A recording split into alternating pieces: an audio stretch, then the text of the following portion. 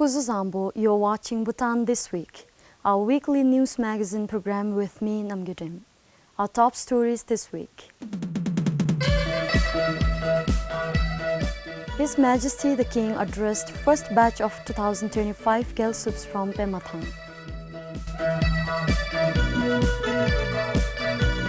Bhutan Telecom's data reduction plan, set to start from July, delayed as DHI orders detailed study.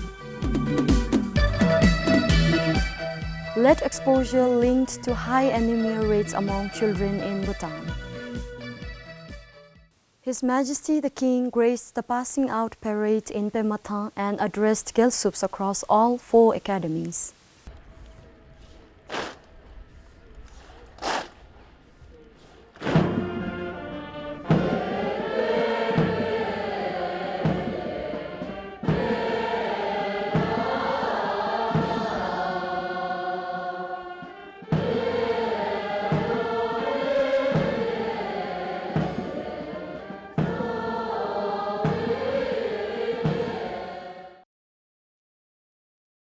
His Majesty expressed appreciation to the 𝗪𝗪𝗀𝗀s and their parents for their steadfast support of the program and to the armed forces for their dedicated efforts in ensuring the success of the training. His Majesty also thanked the Government of India, the Indian Army and Prime Minister Modi for their invaluable support, which has made it possible for the 𝗪𝗪𝗀𝗀 program to progress as envisioned. Tana dugyakhabna ngachiregi CG plans awajin. There are a couple of things I want you to remember. I'll explain it right now. Hive strategies ngaragila bisa.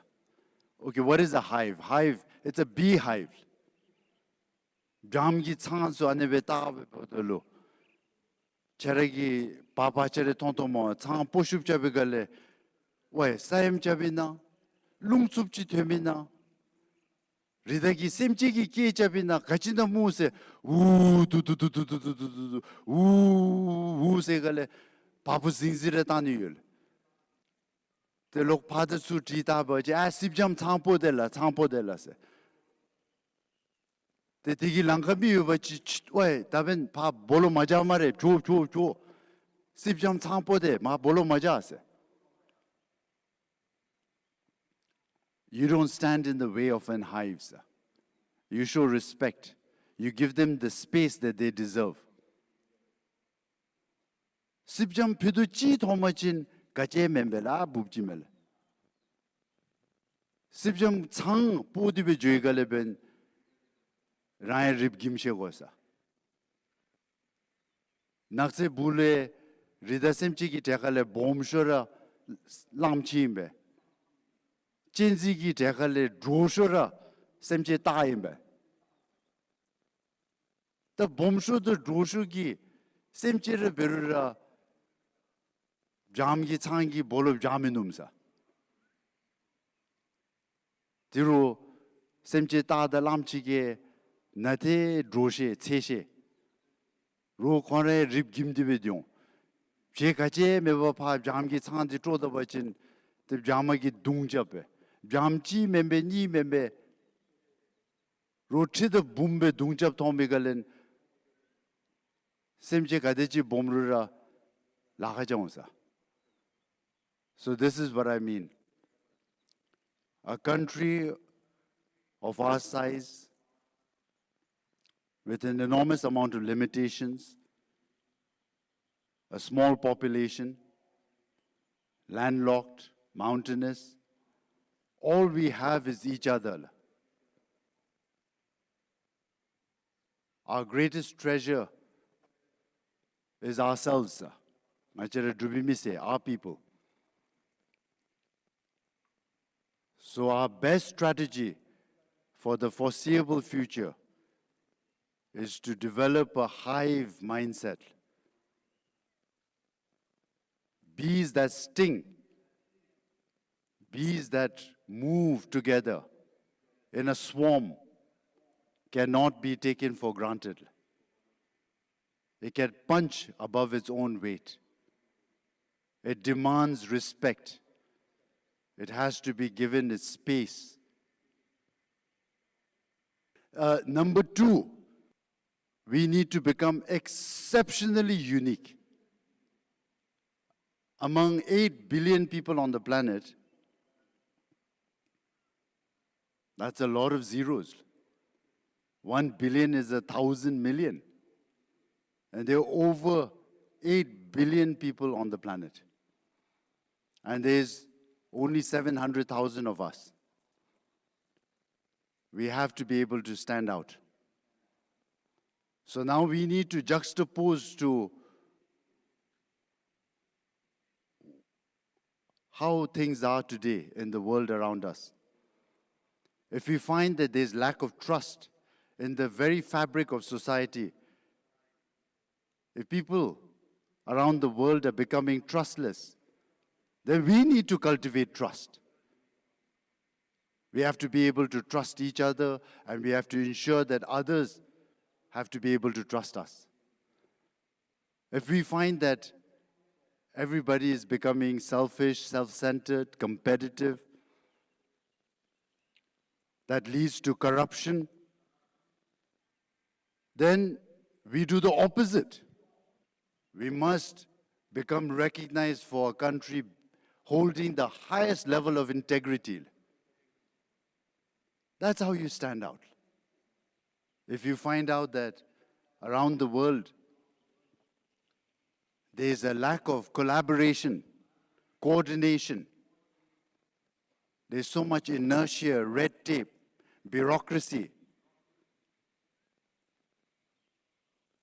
institutional paralysis,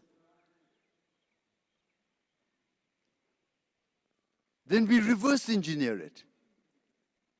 The smartest thing to do is to leverage on who we are and who we want to become, take advantage of having a king, being a democracy, having relatively decent leadership. Bhutanese people are hardworking people. We are pragmatic, we are sensible, and we are united. So make sure that we focus on collaboration, coordination, discipline. It's one thing to have a good plan. It's another to have the ability to execute it with precision. If you find that in the world today there's not much kindness to be seen, then we must be kind. So anyway, you get the point. We must become exceptionally unique. We have to pay attention to what is out there beyond our borders. Understand the world that we live in. And then work towards building an identity that stands above the rest. And then the last thing, the third thing, we're going to do everything to invest in you, sir. Our boys and girls. 𝗂𝗂𝗁𝗂𝗂𝗂 𝗂𝗵𝗂𝗂𝗁 𝗂𝗲𝗵𝗂𝗀 𝗂𝗲𝗂𝗂𝗂𝗁 𝗪𝗲𝗂𝗂𝗂𝗂𝗁 𝗀𝗵𝗂𝗀 𝗂𝗲𝗄𝗵𝗂𝗀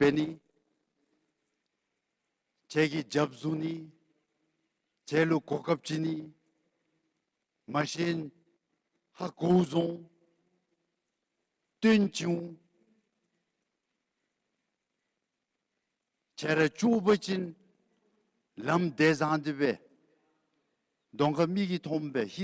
𝗂𝗲𝗵𝗂𝗀𝗀.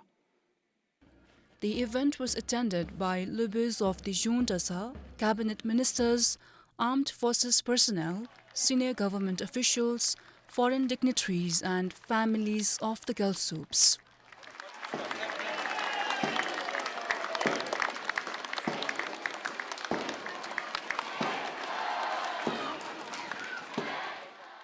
𝗵𝗂𝗀 for 𝗵𝗂𝗀 News.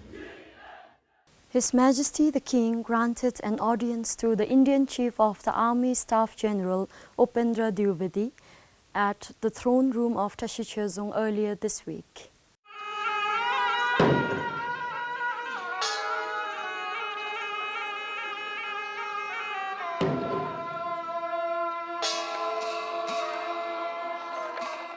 General Dwivedi was accompanied by his spouse, Mrs. Sunita Dwivedi, and a delegation from the Indian Army was received in a ceremonial chibral procession at the 𝗲𝗄𝗄𝗎 and presented with a guard of honor.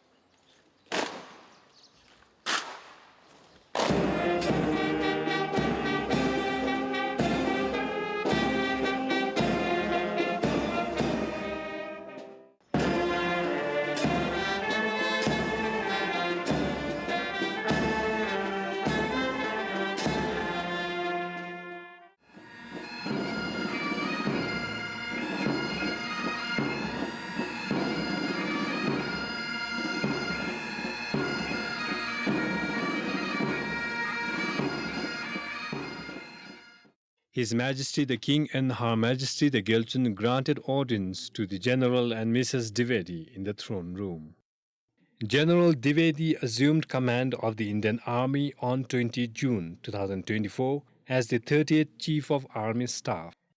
With a long and distinguished service in the Indian Army spanning nearly 40 years, General Dwivedi has held a range of command, staff, instructional, and diplomatic appointments, including as Northern Army Commander and Director General of Infantry. General Dwivedi is on a 4-day official visit to Bhutan. This is 𝗕𝗵𝘂𝘁 for BVS News. The long-anticipated data reduction plan now appears to be off track. Bhutan Telecom was set to implement the plan starting July. However, Druk Holding and Investments (DHI) has instructed the company to conduct a detailed study first, which is expected to take another month. The Cabinet approved 50% reduction in data charges in March this year and was planned to roll out tomorrow. However, that now seems unlikely. Bhutan Telecom, which operates under Druk Holding and Investments, said its board reviewed the plan and submitted various implementation scenarios to DHI in May. However, just last week, DHI has asked the telecom operator to conduct a detailed study on the impact and sustainability in the short, medium, and long term. Following this, the company wrote to the GovTech agency requesting a 1-month extension. Once completed, the findings will be submitted to DHI for a final decision. BBS tried to contact DHI for comment, but the company was unavailable. With the plan now on hold, the public will have to wait for reduced data charges. This is 𝗀𝗵𝗂𝗀 for BBS News. After more than 5 years under development, the Bhutan Integrated Taxation System (BITS) is still not ready. This has caused a delay in rolling out the Goods and Services Tax. The Public Accounts Committee found that no one has been held accountable despite significant public losses. In the joint sitting of Parliament, the Speaker has directed the Royal Audit Authority to carry out a special audit of BITS. BITS 2 is now under development by a New Zealand-based technology firm with a budget of over $12.16 million. The Ministry of Finance plans to implement GST from January next year as the system is ready. 𝗵𝗵𝗂𝗎𝗓 Park Limited was awarded the project in June 2020. However, the government terminated the contract in April 2022 after the company failed to deliver the system despite several deadline extensions. As a result, although the GST bill was tabled in Parliament in 2020, its implementation was deferred in 2022 until the system was ready. The annual audit report 2022 to 2023 shows that the Department of Revenue and Customs spent over 119 million 𝗕𝗏 on developing BITS 1. The Royal Audit Authority recommended the need for stronger monitoring and evaluation systems for projects like BITS. The report found that several project goals were not met despite large investments, raising concerns about how public funds are tracked. The joint sitting of the Parliament today deliberated on the status of the resolution passed by the Public Accounts Committee on Annual Audit Report 2010 to 2023. The committee said although the partial implementation of robust monitoring and evaluation system has been implemented, the accountability for the failure of the bids has not been fixed. Several MPs raised concern over the lack of action and called for accountability. My confusion is whether the 119 million 𝗕𝗏 has been wasted with no outcome or if the system developed using the amount will be incorporated and put to use in the implementation of the goods and services tax. The committee mentioned that they could take not only accountability measures. Is it because the BID system which cost 119 million 𝗕𝗏 will still be used? Please clarify.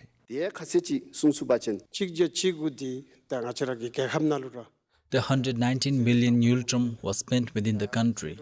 There were people who received and dispersed them with clear agreements and deadlines. Yet there has been no result. Who is responsible?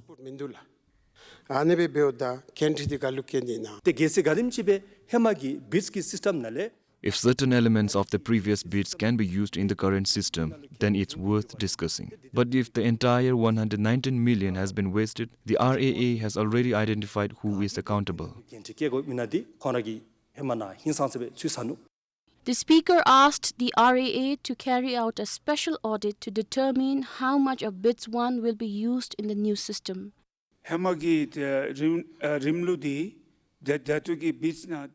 It appears that components of the previous bid system can be used in the current bids. But if we are to discuss this further, a proper study is needed. As the 𝗲𝗏𝗀𝗀 member suggested, a special audit should be conducted to determine how much of the money spent on the previous system will be integrated into the current one and how much has been wasted.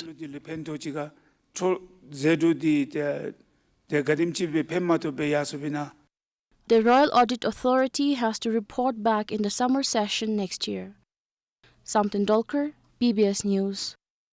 Underutilization of the capital budget has once again been highlighted in the Public Accounts Committee's review of the annual audit report for the financial year 2023-2024.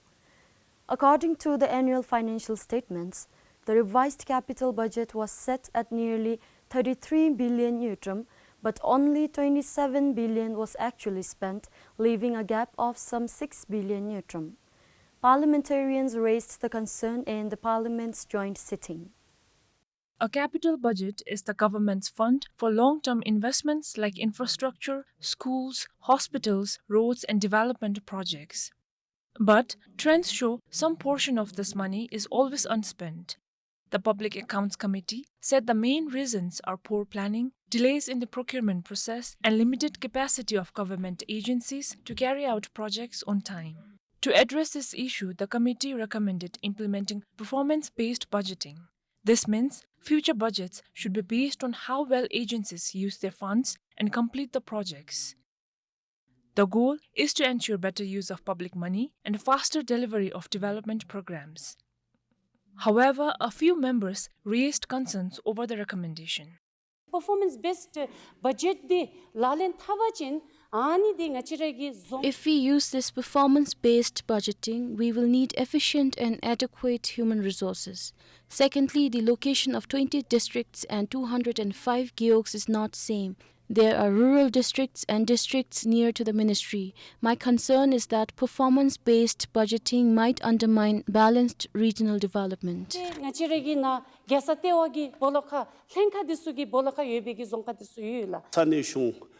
When it comes to local government, some GUPS are located in remote areas and face challenges, especially in terms of having sufficient human resources. That's why I cannot support the committee's recommendation. Instead, I recommend fixing accountability for why the budget was not utilized. If we follow this recommendation, many rural districts will be left behind. Even in their own report, the reasons for budget underutilizations are clearly stated. First, a lack of human resources. Second, delays in planning. Third, inadequate project monitoring. And fourth, delays in budget disbursement.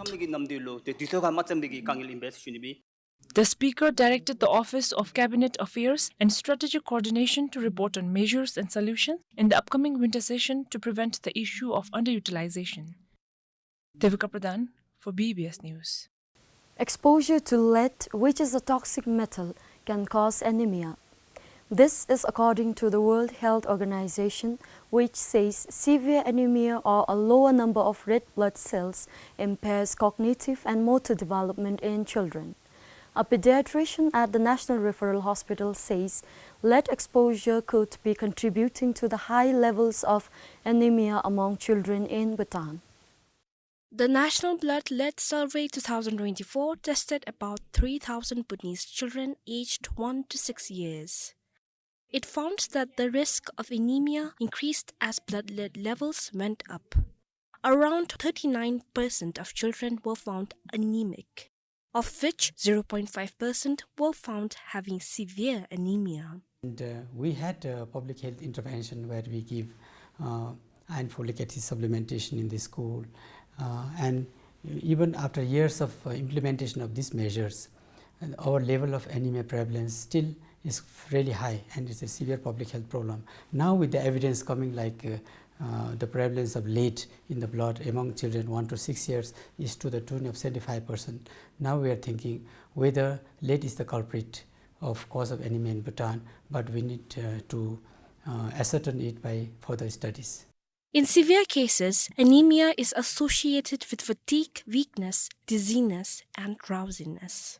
If as a medical practitioner checks the child, his heart rate will be faster, he will be breathing faster to meet the same level of oxygen requirement in the body, and he will not have so much energy to run around, he will be less active, and if the anemia level of anemia is very, very low, his heart will no more be able to compensate and might lead to even heart failure.